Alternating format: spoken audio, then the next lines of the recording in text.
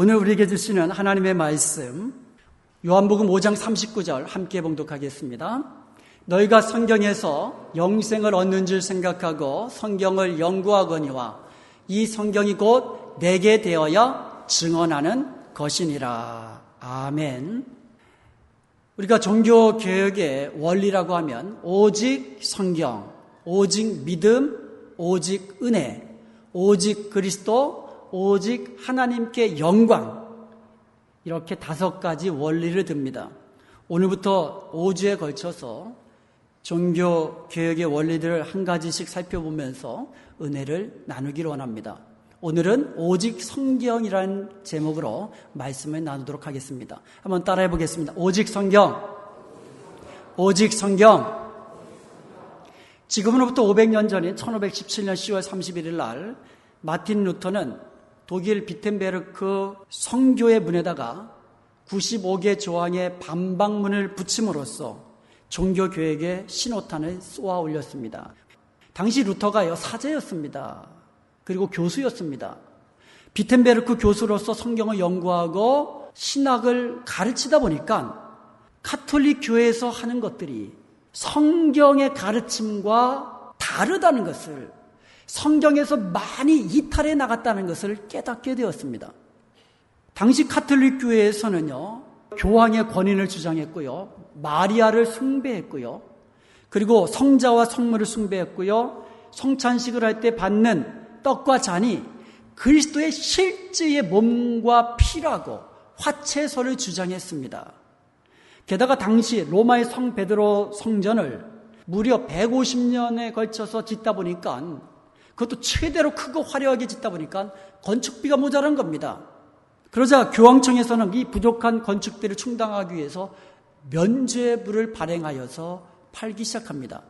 그러니까 면죄부를 사서 그 돈을 떨어뜨리는 거예요. 그러면 그 동전이 딸랑하고 떨어질 순간 죽은 영혼들, 연옥에 있는 죽은 영혼들이 천국으로 옮겨진다고 이렇게 주장하면서 면죄부를 팔았습니다. 정말 어처구니 없는 황당한 주장이 그 당시에 있었던 것입니다. 루터는 당시 사제로서 비텐베르크 시교회에서 설교를 했는데 먼저 시편을 강의합니다. 그리고 계속해서 로마서를 강의합니다. 갈라디아서를 강의합니다. 성경들을 연구하고 강의하면서 보니까는 성경의 가르침, 복음의 진리, 특별히 로마서 1장 17절에 있는 오직 의인은 믿음으로 말미암아 의롭게 된다는 이 놀라운 복음의 진리를 깨닫게 된 겁니다. 그리하여서 그는 로마 캐톨릭의 잘못된 구원관을 비판하며 종교개혁의 횃불을 높이 들게 된 것입니다. 독일에 갔더니요, 가는 곳마다 루터의 동상이 서 있습니다. 그런데 루터의 손에는 무엇이 들려 있을까요? 어떻게 아세요? 가는 곳마다 그의 손에는, 동상마다 성경이 들려져 있었던 것입니다. 루터를 비롯한 종교개혁가들은요, 성경을 읽고 성경을 연구하며 성경을 묵상하다 보니까 중세 캐톨릭 교회의 신학과 교리가 성경에서 멀리 이탈한 잘못된 신학과 교리이라는 것을 깨닫고 비판하기 시작한 것입니다. 오늘 성경 본문에서 예수님께서 우리에게 분명히 말씀하셨습니다. 성경에서 영생을 얻는 줄을 생각하고 성경을 연구하라고 분명히 말씀하고 있습니다. 여러분이 성경을 읽을 때에, 성경을 배울 때에 이 성경에서 영생을 얻는 줄을 생각하고 읽고 배우고 연구해야 될 줄로 믿습니다. 그리고 계속해서 말씀하십니다. 이 성경이 곧 예수 그리스도를 증언하는 것이라고 말씀하고 있습니다. 성경이 우리에게 증언해 주시는 것은 예수 그리스도, 영생을 우리에게 허락해 주시는 예수님을 우리는 성경에서 찾아볼 수 있는 줄로 믿습니다. 그러므로 우리가 영생을 얻기 위해서, 우리가 구원을 얻기 위해서 성경에다가 다른 전통이나 경전을 더해서는 안 되는 거예요. 믿음에다가 선행이나 어떠한 공로를 더해서는 안 되는 것입니다. 더해지면 그것은 진리를 변질시키는 것입니다. 종교개혁자들이 목숨을 다하여 외친 것은 오직 성경이었습니다. 그들이 붙잡은 것은 성경의 권위였습니다.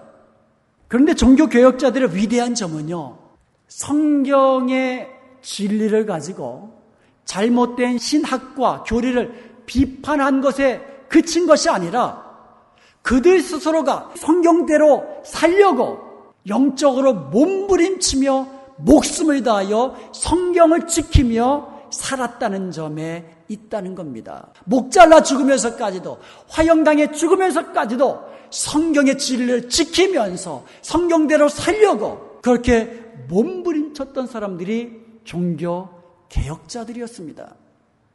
오늘 우리는요, 종교 개혁자들이 얼마나 성경을 사랑했는지, 그들이 얼마나 성경대로 살려고 몸부림을 쳤는지 이것을 함께 나누며 은혜를 나누고자 합니다. 그리하여 오늘 우리도 그들처럼 성경을 사랑하고 성경을 날마다 읽고 묵상하며 성경대로 살려는 영적인 몸부림이 있기를 주님의 이름으로 간절히 축원드립니다. 우리가 종교개혁자들이라 하면 보통 루터나 칼빈을 생각합니다.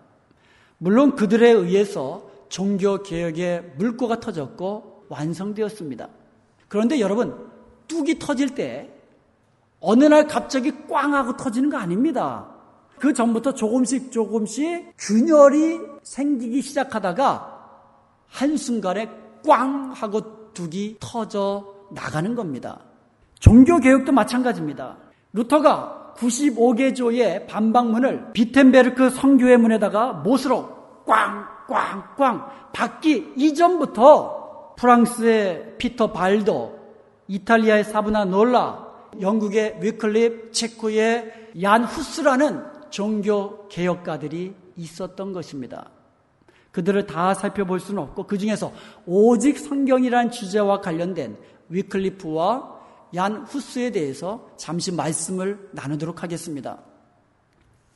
영국의 존 위클리프는요, 1382년에 라틴어 성경을 영어로 번역한 사람입니다.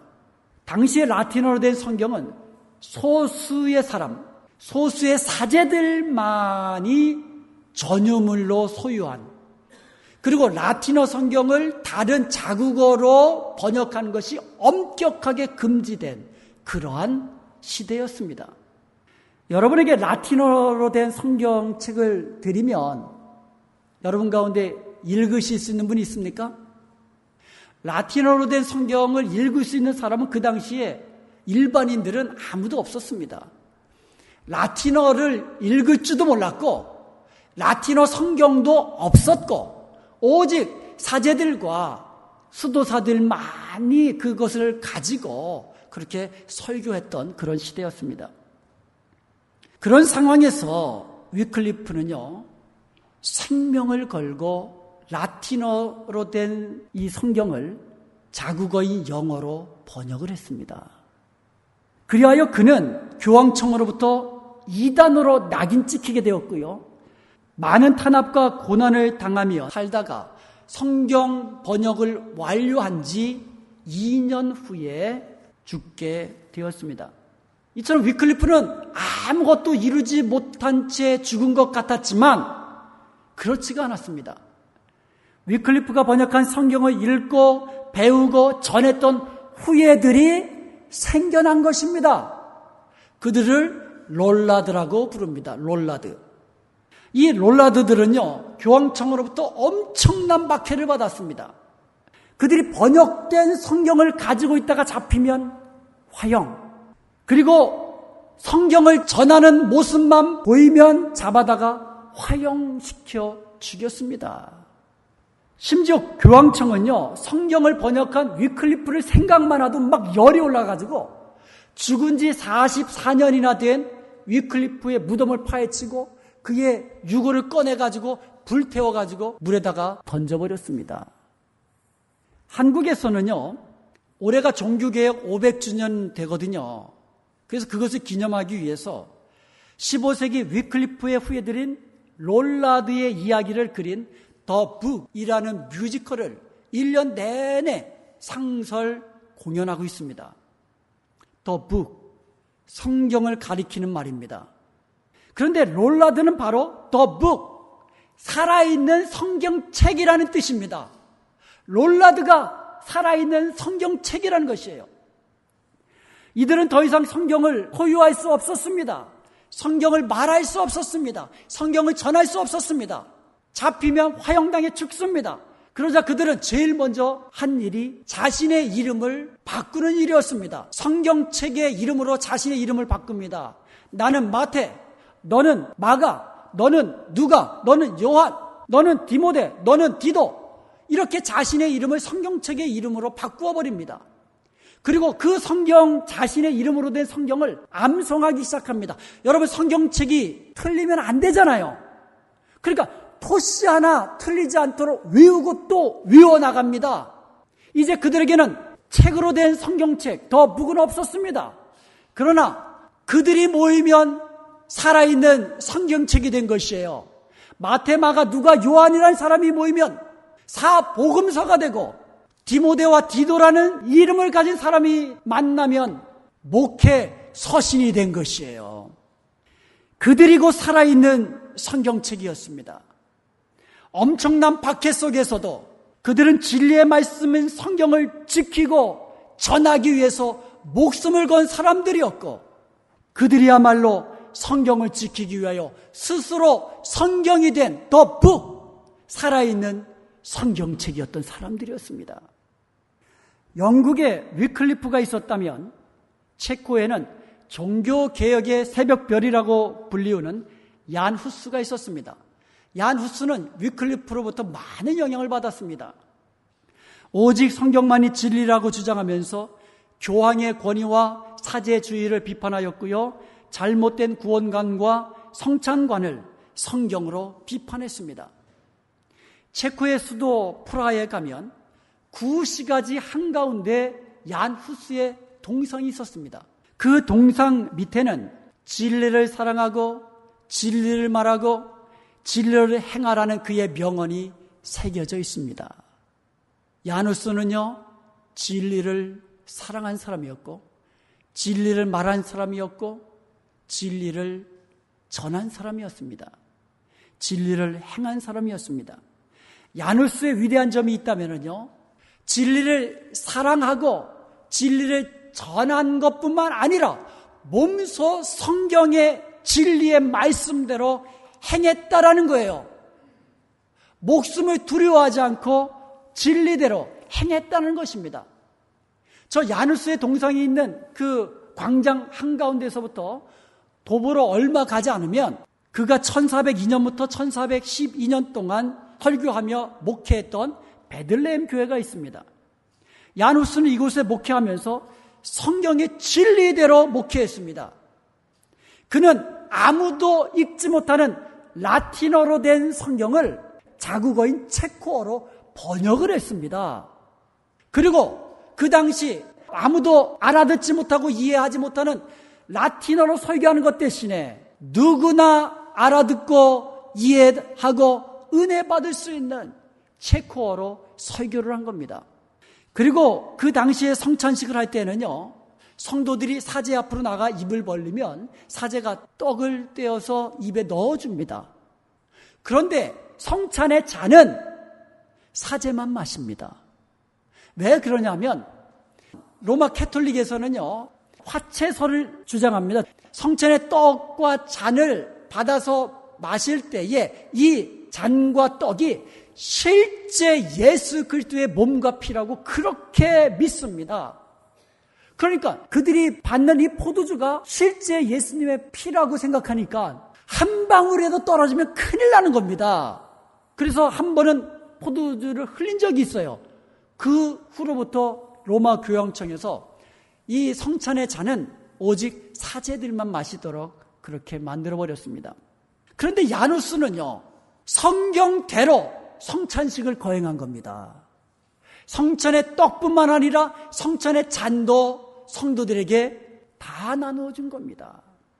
그는 평생 동안 하나님의 진리의 말씀을 전파하다가 카톨릭에 의해 이단으로 정죄받고 1415년 화형을 당했습니다.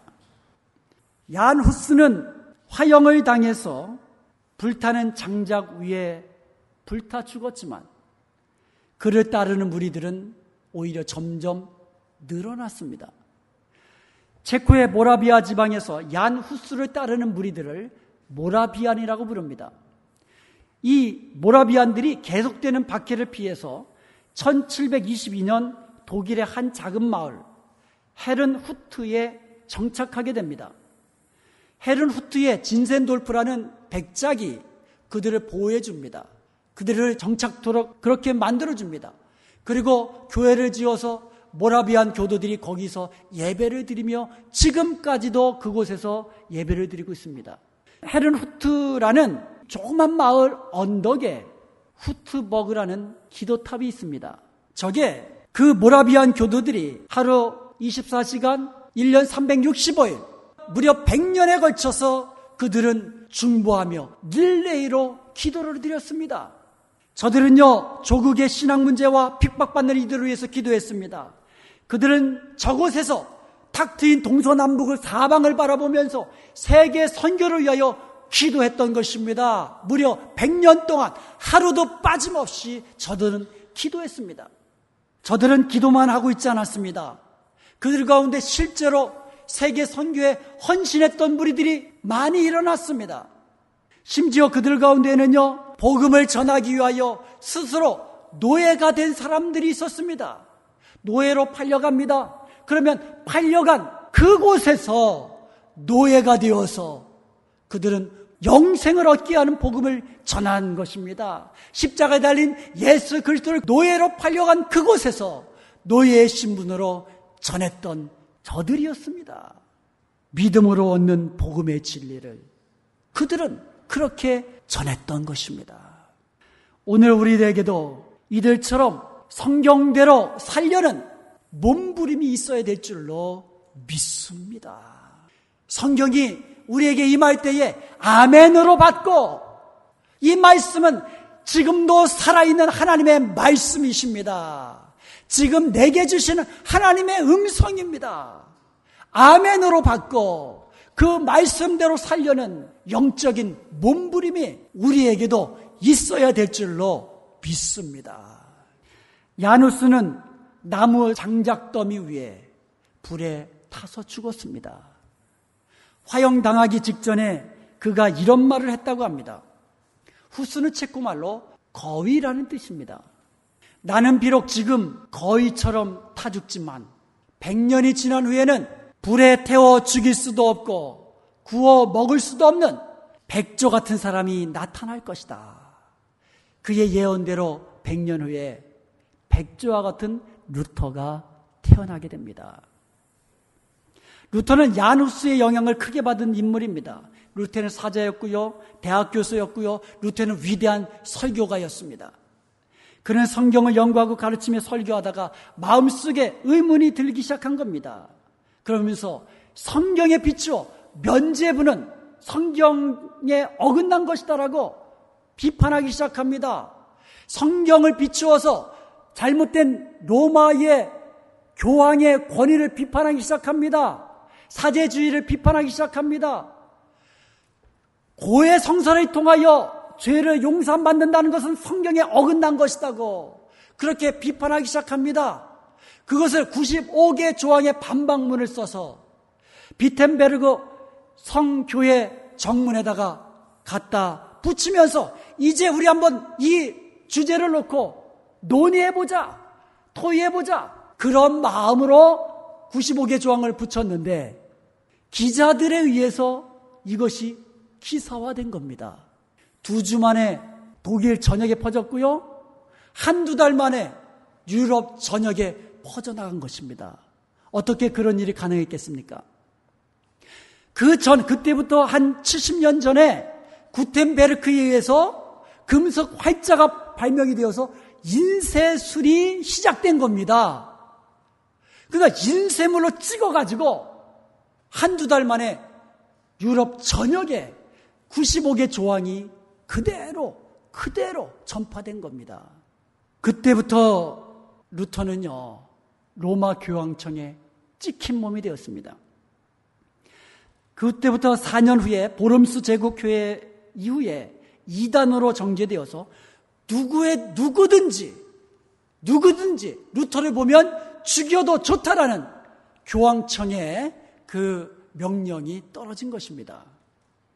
그때부터 루터의 인생은요, 마치 다윗이 사울의 눈을 피해 때로는 광야로 때로는 굴로 피해 다녔던 것처럼 그때부터 그는 교황청의 눈을 피해 다녀야 하는 그런 신세가 되었던 것입니다. 그때 루터가 숨어 지내던 것이 바르크부르크라는 성이었습니다. 루터는 이곳에서 턱수염을 기르고 변장을 한 거죠. 이름도 융거라는 이름으로 바꾸어서 은밀하게 숨어서 지냈던 것입니다. 그런데 루터는 이렇게 힘든 고난의 시기를 지나면서 그곳에 10개월을 있었는데 그 10개월 중에 3개월 만에 헬라어 신약 성경을 독일어로 번역을 한 겁니다. 그는 주위에 만류를 뿌리치고 잡히면 죽는다. 바르크부르크 성에서 떠나면 안 된다라는 주위에 만류를 뿌리치고 번역된 독일어 성경을 손에 쥐고 비텐베르그로 갑니다. 거기에 자신의 가장 친한 친구요, 그 당시 탁월한 헬라어 학자인 멜란히톤의 도움을 받아서 자신이 번역한 신약 성경, 독일어 성경을 수정하고 또 수정하는 그 과정을 거쳐서 마침내 1522년에 독일어 신약 성경이 출판하게 됩니다. 9월 달에 출간되었다 해서 9월 성경이라고 하고 영어로는 September Bible이라고 하고 또는 루터의 성경이라고 불리는 9월 성경이 그렇게 출간된 것입니다. 이 성경은 1522년에 5,000부가 인쇄되었는데 비싼 가격에도 불구하고 3개월 만에 매진되었습니다. 루터의 독일어 신약 성경은요, 주 예수 그리스도의 복음을 다시 선포한 것과 다름없는 쾌거였습니다. 그전에는 예수 그리스도를 믿으라고 외쳐도 라틴어로 들리는 설교 누가 들을 수 있습니까? 라틴어로 쓰여진 예수 그리스도의 복음을 누가 읽을 수 있었습니까? 예수님이 우리 죄를 위해 십자가 달려 죽었다는 이 복음을 누가 라틴어로 된 성경을 읽고 믿을 수 있었습니까? 아무도 없었습니다. 그런데 루터가 독일어로 신약 성경을 번역하면서 다시 예수 그리스도의 십자가의 복음을 자국의 언어로 들려준 놀라운 쾌거였습니다. 루터는 여기에 그치지 않고 무려 10년에 걸쳐서 구약 성경도 독일어로 번역하여서 1534년 신구약 독일어 성경을 출간하게 됩니다. 이것은 루터가 사망할 때까지 12년 동안 10만 권이 팔렸다고 합니다. 때가 참에 하나님께서 그 아들 예수 그리스도를 여자에게서 나게 하신 여호와 이레의 하나님께서 인쇄술을 종교개혁 시작하기 전에 이미 금속 활자가 발명되고 인쇄술이 발명되게 하심으로써 루터의 95개 조항뿐만 아니라 루터가 출간한 신구약 성경이 다른 사람의 손에 배부되도록 하신 것, 놀라운 하나님의 섭리인 줄로 믿습니다. 따지고 보면은요, 종교개혁이 시작되고 종교개혁이 성공한 데에는요, 루터나 칼빈보다도 구텐베르그의 역할이 훨씬 더 컸다는 거예요. 1517년 95개 조항의 반박문을 비텐베르크 성교의 문에 붙임으로써 종교개혁을 시작한 루터는요, 그로부터 4년 후에 보름스 제국회에서 황제 앞에 불려갑니다. 그 앞에서 당당하게 자신의 신학과 교리를 굽히지 않고 이야기합니다. 그리고 마지막에 이런 말을 합니다. Here I stand. 여기 제가 있습니다. 하나님, 나를 도우소서. 아멘. 이런 말을 남겼습니다. 이렇게 루터는요, 오직 성경으로 잘못된 가톨릭의 신학과 교리에 맞서 싸웠으며 잘못된 신학과 교리를 다시 성경으로, 다시 복음으로 리포메이션, 개혁시킨 인물이 되었던 것입니다. 그는 가톨릭의 잘못된 신학과 교리뿐만 아니라 사제의 독신주의라는 캐톨릭의 잘못된 결혼관, 그 결혼관을 몸소 깨트렸습니다. 그래서 그의 나이 42세에 그는 사제였잖아요. 사제로서 결혼하지 못하는 사제의 신분이었음에도 불구하고 42세에 결혼을 합니다. 16세 연하인 26세의 카타리나 폼보라라는 여인과 결혼을 합니다. 근데 그가 결혼할 때에 로마 교황청에서 난리가 났습니다. 사제가 결혼한 것만 해도 넘어질 일인데 카타리나 폼보라가 수녀였어요. 사제와 수녀가 결혼했으니 로마 교황청에서는 난리가 난 겁니다. 이처럼 루터는요, 얀 후스처럼 오직 성경을 외쳤으며 성경대로 살려고 그렇게 몸부림치며 살았던 영적인 거인이었습니다. 올해 종교개혁 500주년을 맞이하여서 제가 종교개혁의 현장인 유럽을 독일 중심으로 해서 탐방하고 돌아왔습니다. 종교개혁의 현장이었던 유럽이 오늘날 어떻게 변했습니까? 선교지가 되어버렸어요. 종교개혁의 진원지인 독일이 지금은 선교지가 되어버렸어요. 종교개혁을 완성시킨 캘빈이 태어난 프랑스는 어떻습니까? 칼빈을 따르던 사람들을 위고노라고 하는데요. 이들은 로마 캐톨릭에 의해서 엄청난 박해를 받았고요. 대학살을 당해버렸습니다. 이들의 후예인 프랑스가 지금은 어떻게 변한지 아십니까? 프랑스 파리의 루브르 박물관에서 저희들을 안내한 그 가이드 말에 의하면 프랑스에 사는 한인 2세들이 초등학교 때부터 하이스쿨을 졸업할 때까지 무려 10년 동안 개신교를 믿는 학생을 한 명도 만나보지도 못했다는 그런 말을 듣고는 제가 깜짝 놀랐습니다. 한 명도 만나보지 못한 학생들이, 한인 2세들이 많았다라는 겁니다. 프랑스는요, 대혁명 이후에 확실한 선교지로 변한 것이에요. 스위스 제네바는요, 칼빈이 제네바 아카데미를 설립한 이후에 개혁주의 신학의 센터가 된 곳입니다. 당시 제네바 대학은요, 세계에서 가장 경건한 대학 중에 하나였고요. 제네바라는 도시는 가장 경건한 도시 중에 하나였습니다. 그런데 지금은 어떻게 된 줄 아십니까? 함께 탐방한 친구 가운데 제네바 대학을 가보았다는 친구 목사가 있었습니다. 그가 이렇게 이야기합니다.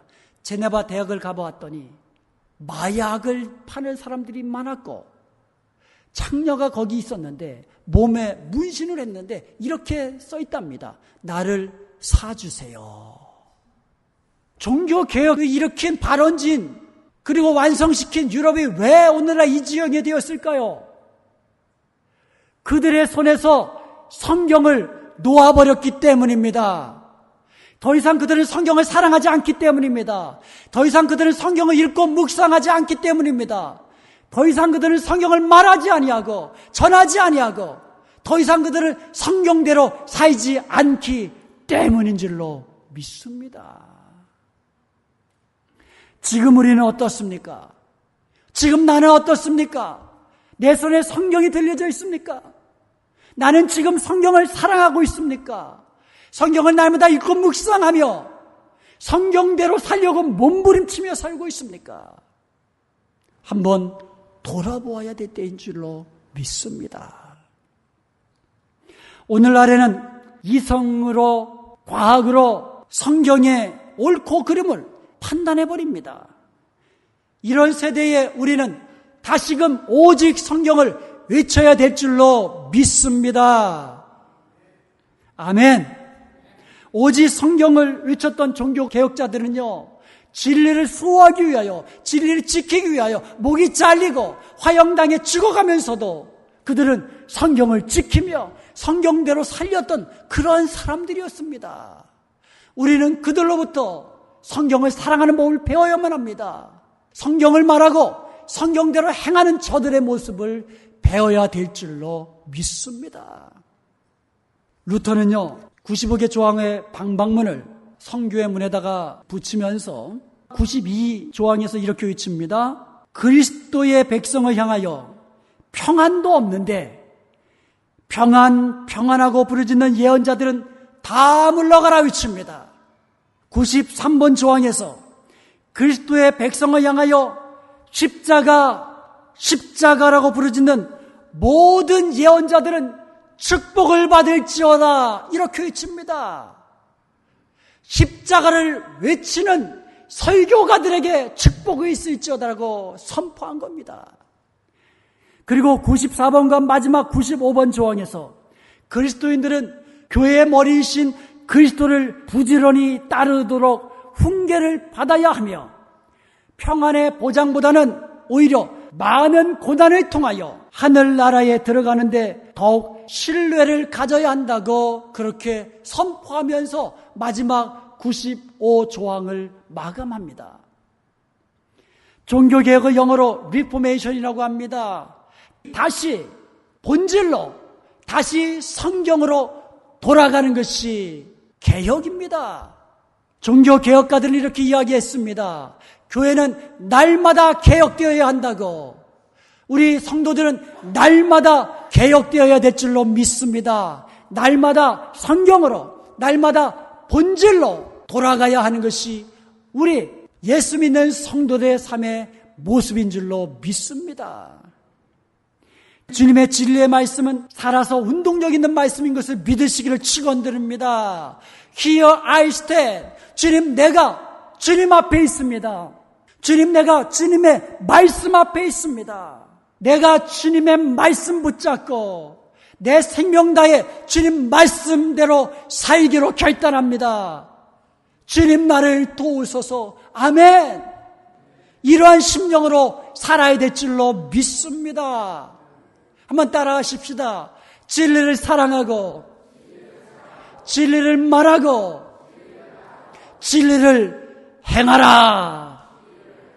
그리하여 주님 말씀대로 우리가 살면서 주님 앞에서 영광스러운 하나님의 자녀로 설 수 있기를 주님의 이름으로 축원드립니다.